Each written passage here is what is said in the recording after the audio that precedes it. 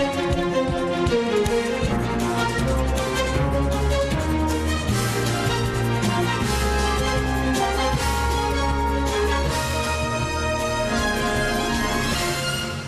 evening, Fiji, and welcome to For the Record.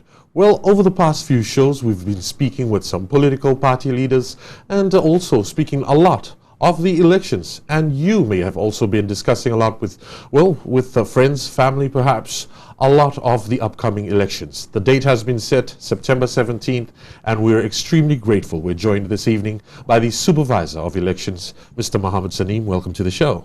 Bula Padeli, and thank you for inviting us. Well, we've been anticipating you're coming on the show, so we'll get straight to it. What has it been like for you? Well, the elections office used to, from 2006 onwards and before that, used to run with quite a few staff, sometimes 6, sometimes 11. And early this year, when the recruitment started, and later on when I joined as Supervisor of Elections, it has been an exercise where we are recruiting people whilst we are also preparing for elections, and as more people join in, they start playing their part and their role in contributing towards September the 17th. What were your expectations coming to become the Supervisor of Elections? I was already acting as Permanent Secretary responsible for elections, and going into the role as substantively Supervisor of Elections meant that the portfolio needed to be given more attention, and there has to be a lot of concentration to deliver the elections on September 17th. Okay. Well, the awareness programs have been run out. You've sent out the teams. What has the response been like? The elections office, the Fiji Elections Office, has started with the awareness program on 17th of June, and the response so far is that sort of the talkback shows that I've been doing on FBC and other stations as well, people are generally asking questions from the booklet, meaning the booklet has been received, the booklet has been read as well, and the questions that are coming up are mere clarifications about the process. So one of the things that we found out is that the booklet, in telling people how elections will operate, how you will vote, has just refreshed memory for those who have already voted, and it has also provided some information to those who had never voted, actually, as to how a polling station looks. It used to be perceived as a very daring exercise, but I understand that the way people will see it now is that it's an ordinary task. Now, you've also been meeting with political parties and independent candidates on how and the role and what they are expected to be leading up to the elections. Has there been a discussion of how campaigns are going to be conducted? Generally, Padeli, when we have meetings with the political parties, and the Electoral Commission also invited aspiring persons who may become independent candidates into meetings, it has been on more us telling the forum as to how we intend to have the elections function, what we will do on 17th of September, and what the voters will be doing. And the parties themselves are then left to decide on how they're going to strategize around those things, because it's critical that they know the procedural system before they strategize on how they're going to do their own campaigns. So that's how we have been feeding information to the parties and aspiring independent candidates. Okay, let's look at the basic registration process. Yes. And the questions that have arisen is the dates of those who are going to be voting. There's a huge portion of first-time voters. Yes. In fact, the Elections Office has released figures. Yes. And out of the 554,000 or so, more than 554,000 voters that have registered. As of April. As of April. Yes. So we still haven't accounted for the numbers that have registered since Phase then. 4 figures have still not been inserted into this, as we are still doing adjudication, that is checking the veracity of the data, checking whether the person has attempted to register second time, or this is a first time registration. Okay. Yes. When does registration end? The registration officially ends on the date the writ is issued, and the writ will specify the time the registration is to cease. Calculating from the date that has been announced and the constitutional requirements, we anticipate that to be 4th of August. 4th of August. Yes. Now, we've got over 100,000 young voters, 18 to 25. These are perceived as the first-time voters. Yes. And we've also got over 120,000 under 31 to 40 age group. Yes. Now, there's an interesting figure here with the 26 to 30 Yes. category. Less than 100,000. Yes. In fact, just over 70,000. Yes. That's 4 years gap. That's a 4-year gap. Yeah. Would this indicate maybe just the lack of interest by? No, in fact, if you see the cohorts that it has been divided into, 18 to 25 is a 8-year cohort, but 26 to 30 is just a 4-year cohort. So the range would be the same. It's just that because of the short short size of the cohort, you get 71. However, if you see between the age to of 18 to 40, we make up approximately half or more than half the voter population that is currently registered. Now, these we've also got, well, you've put out the instructions for pre-polling. Yes. And also for those who are going to be voting overseas. Yes. What has that been like? You've also sent out elections officials overseas. Yes. What has been a response from our Fijians living overseas? The response, considering the geographical locations and the population, the spread of the population overseas, the numbers that we're getting is very encouraging. Considering that a lot of people would have issues about this registration because their passports are required. We require a valid Fijian passport before we register, because you are required to be a Fiji citizen in order to register. So the numbers that we have registered so far, those persons will now have to apply for a postal vote by filling out the form and sending it to us, so that we are able to ascertain, we are able to allocate them to the postal voting station. There is a polling station for postal voting, voter list, and that's how we will assign them. So yes, overseas persons have to apply for postal voting. So you had to give them express interest from wherever they are? Yes, what we did was initially we, the 7 countries that we were required to go to, we also put out an expression of interest form on the website, and a lot of people filled that out to allow us to gauge where we needed to go. And then we worked with all the Fijian High Commissions on the ground to actually find out and mobilize our team on the ground. The High Commissions played a very important, crucial role for us in actually taking the teams to the population. Many of the High Commissions also took advantage to register for their own records how many Fijians were in that country for them. So for some of these are actually the first time they're actually seeing some of the Fiji citizens living in the country. Indeed, this has been the first exercise ever conducted where we actually went out to find Fijians who had already moved away from Fiji. So it was an exercise that the High Commissions took advantage of to get their own records in order as well. Now, I understand that polling results, or it will be done on the day. Yes. But what of the overseas results? Are they sent back? Yes. Well, they sent back well before time. The persons who apply for postal voting are actually going to post back their ballot paper to us. It has to reach us before 6 p.m. on 17th of September. And when the ballot papers are received, they will be counted in a separate place, which is going to be the postal vote counting center. Party agents, observers will be allowed in that place as well. But those results, in the case for Australia, the last results to come in usually are the pre-polling votes, which is advanced voting. So in this case, we also anticipate at least about 5 to 10,000 votes, and that may take a lot of time to count and results to be announced. Yes. Thank you very much, Mr. Sanim. We're going to take a short break right here on For the Record, but we'll be right back after this.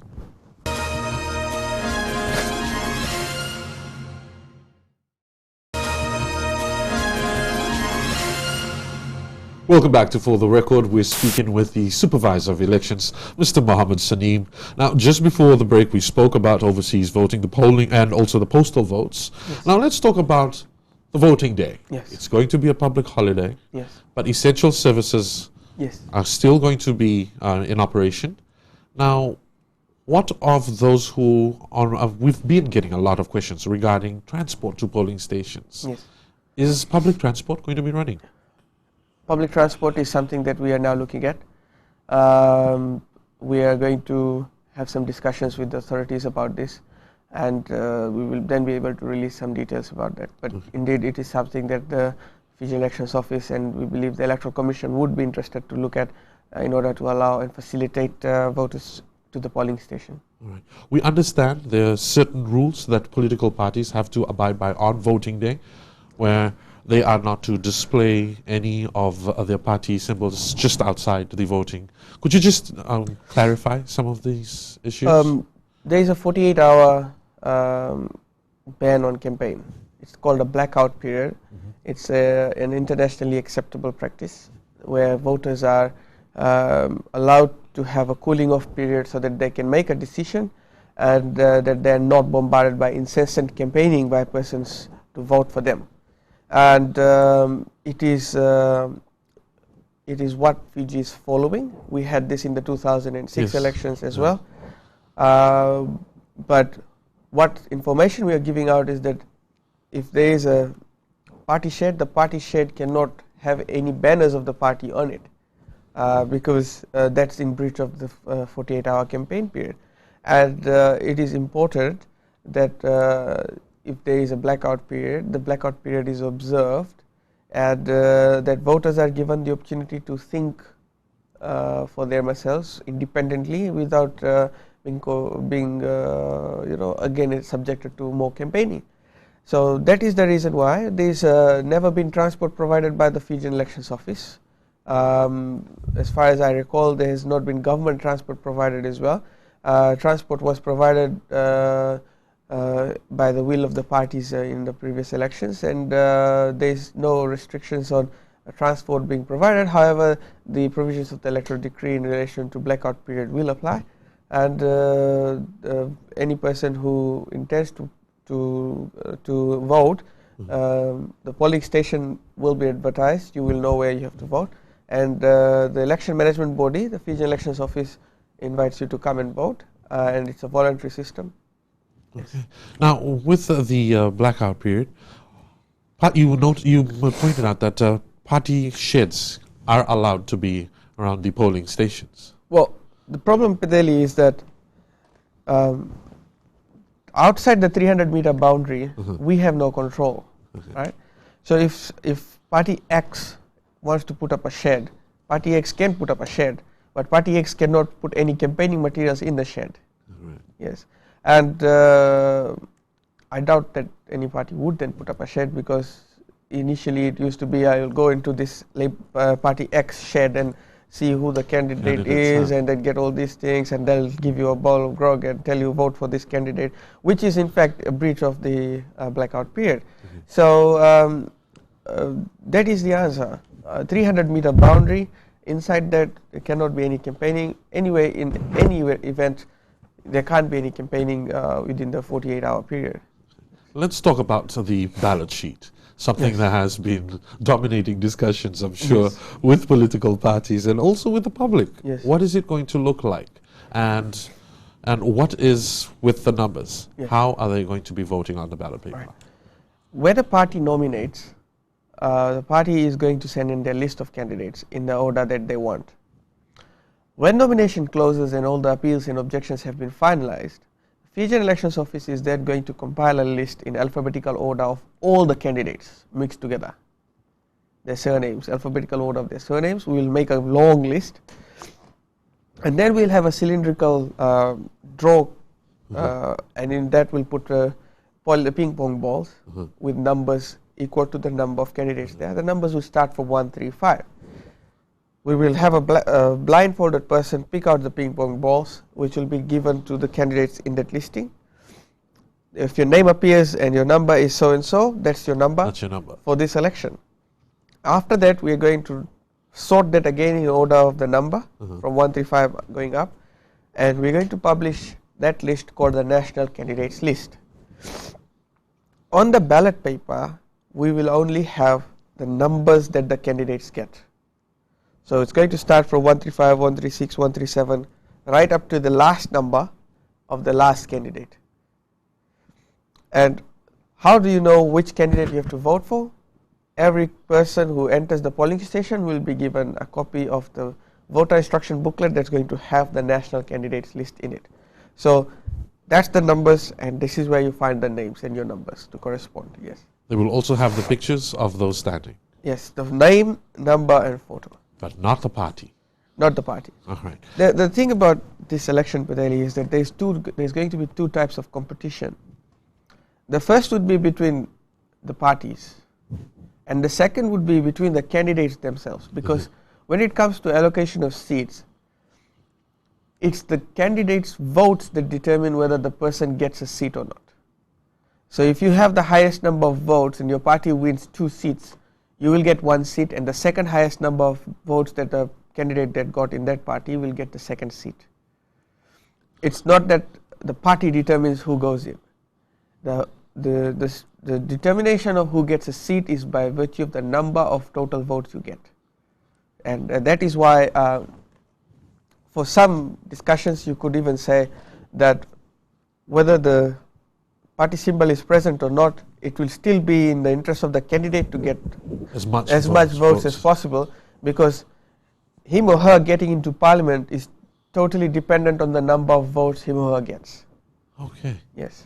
Now, speaking of which, now that we're talking about that, let's talk about the threshold. Yes. And the 5% threshold. Yes. How is this calculated, and what does it mean for the candidates?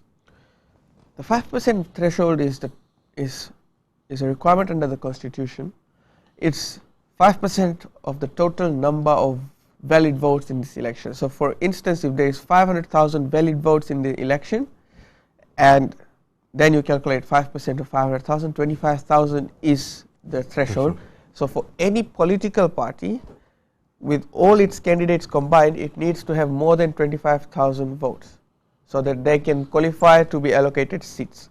For an independent candidate, they need to have more than 25,000 votes to go into the allocation of seats. So it doesn't mean that you get 25,000 votes, you get one seat. No. The 25,000 is your qualifying mark. After that, then you go into allocation of seats, and that's when seats go to the relevant party. And allocation of seats follows the D'Hondt formula, which is explained in the book. Yeah. Thank you very much, Mr. Sanim. We're going to take another short break. We'll be right back and elaborate a little bit more on our elections.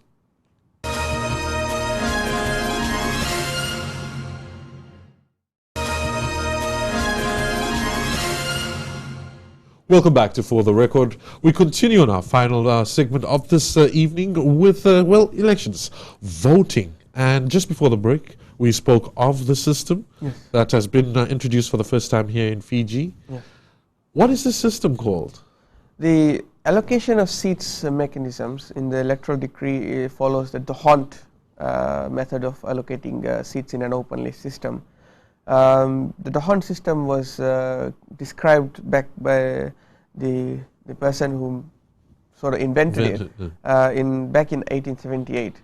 And it's a widely used system. At the moment, Wikipedia says about 39 countries currently use that system in allocation of seats in their systems. So that's the system that Fiji is using, and we have described the way you can apply it in the book. And so it is quite simple when you actually do it. Yes. Okay. Well, when we have the parties or the candidates qualify over the threshold, and what if 2 candidates of the same party receive the same votes, the same number of votes? If 2 candidates of a party receive the same number of votes, when we will rank them in their party list after getting all the votes, after getting all the results, we will then go to the time a party nominates, because the party also gives its ranking. We will go back to the party's ranking and then rank the 2 who got the same number of votes, one over the other. Okay, so parties are required to hand in rankings of their candidates. At the time of nomination, a party hands in a ranking itself, yes. Okay, so when do nominations close? If the writ is issued on 4th of August, we anticipate nominations to close on 18th of August. And that's for both political parties? For all candidates. All candidates. Yes. All right. Well, what of I was just going to ask you of votes for independents. Yes. They also, if they receive the equal numbers. If the independent passes the threshold, then the independent candidate is placed into the allocation of seats table. Meaning they will all... For an independent person to get a seat in parliament, they need to cross the threshold. And whilst unofficially I can say that we have run a lot of numbers in trials, and because the independent has crossed the threshold, the system shows that the independent does get a seat, but they will still be subjected to the full the Hunt formula before the final confirmation is done. Okay. Now let's talk about the political parties and the methods of rules and the rules that they have to follow in these elections. Now, what of the parties that, well, you've determined that after 300 meters they have to stop campaigning, also within the 48 hours up to voting. Are there certain other rules and or regulations that they have to abide by in terms of informing voters of registration? Do they have to always inform their voters that they need to be registered before they vote, or can they just campaign? Political parties' campaigns are largely unrestricted. The basic requirement is that all campaign materials should have a record of who authorized it, who printed it, or who published it, and what's the contact number on which the person can be contacted. So it's in the interest of political parties that more and more people vote. And as in all our meetings so far, political parties have said that they are encouraging people to register. So whilst we do not, there is no specific requirement for political parties to advocate voters to register, in the whole arena it is an automatic thing that a political party will entice voters to actually register so that they can vote. Okay. Now let's talk about also party officials, the declaration of income and assets. Yes. All political parties and independent candidates have to do this. Yes. Now, how many political parties have already done this? Since I understand that 30 days within registration, they are to declare their income and assets. We currently have 5 registered political parties, 4 of whom registered last year, and all of whom have provided declarations with effect to the section 16 and 24. The Fiji First that registered on 30th of May is required to provide its particulars by the 30th of June. By the 30th of June? Yes. In fact, so we're just days away. Yes, we are it's tomorrow. 1 day away, in fact. Yes. So you are to expect the Fiji First to submit their declaration of income and assets by tomorrow. The requirement is that the Fiji First is to submit it by the 30th of June. Who becomes privy to this information? Well, declaration of assets first to the registrar is then published in the newspaper. So if a person has access to the newspaper, they can get a copy for their own, and if the person doesn't, then they can come and inspect it by arrangement with the registrar. Yes. Let's talk about the elections office and the role of the commissioners and how it functions. Yes. Now, what are the roles of the commissioners and how does it involve with your daily procedures?